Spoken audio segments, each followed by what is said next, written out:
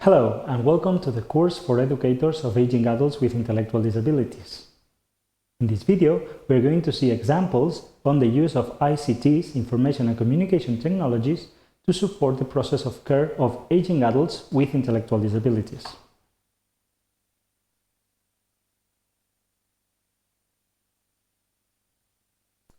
As we have seen in previous videos, there is a wide range of technologies that can be applied to aging adults with intellectual disabilities.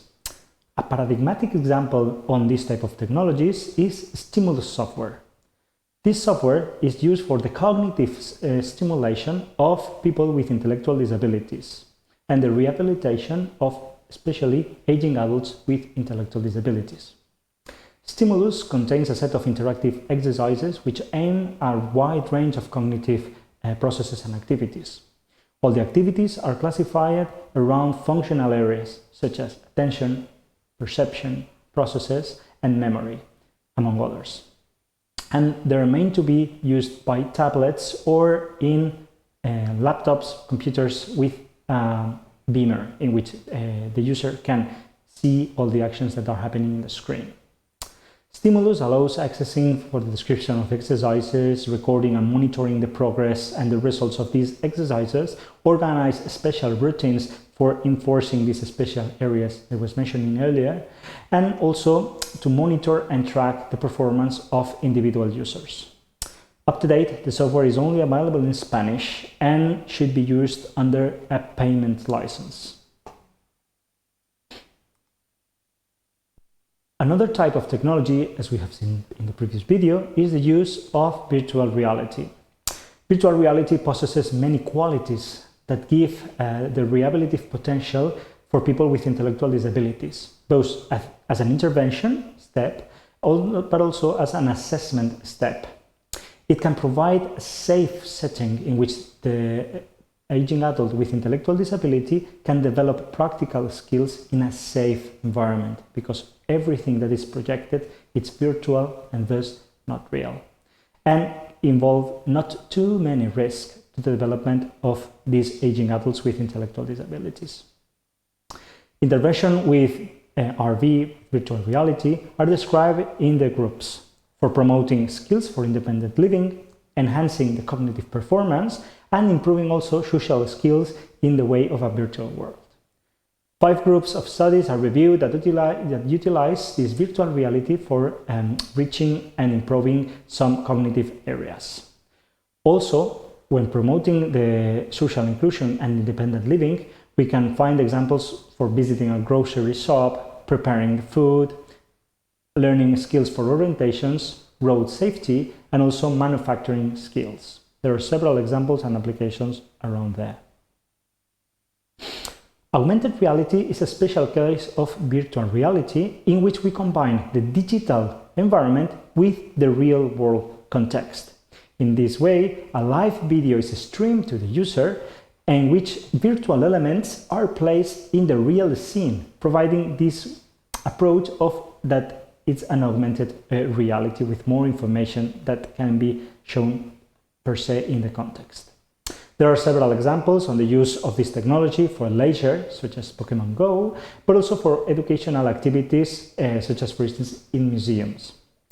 Investigators have used augmented reality to reach matching skills using intuitive interfaces for students with intellectual disabilities.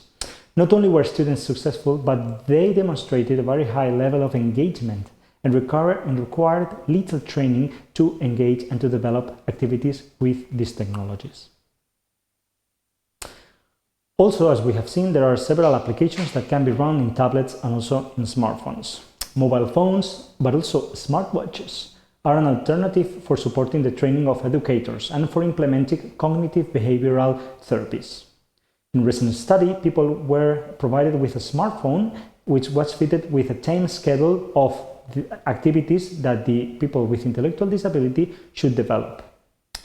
Using verbal and pictorial instructions, persons with intellectual disability were able to carry on with the schedule that was indicated in the application, showing that these people were able to acquire time for routine and develop the skills needed for guiding to this kind of schedule that were provided to them.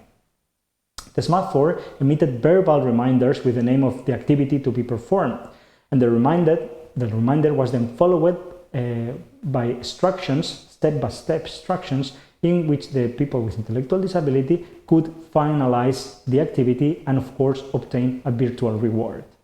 The participants managed to independently start the activities at the scheduled time and also carry out those activities with high levels of accuracy, showing that the use of this type of technology for guiding daily life activities was extremely successful. Other type of tangible technologies, such as the robot and what we call especially the socially assistive robots, are another type of robots that aid human beings through social interaction activities and compromise from pets, companions, service robots, and other services that can be home, like for instance the voice assistants. The interaction of humans and robots is currently under study, and there are several human factors involved in this knowledge area, and it's currently under investigation. There are examples, for instance, the NAO, a small humanoid, an autonomous robot that has been designed by a company and used in social care centers, primarily intended for developing social skills and communication of people with intellectual disabilities or other type of cognitive impairments that prevent these social interactions.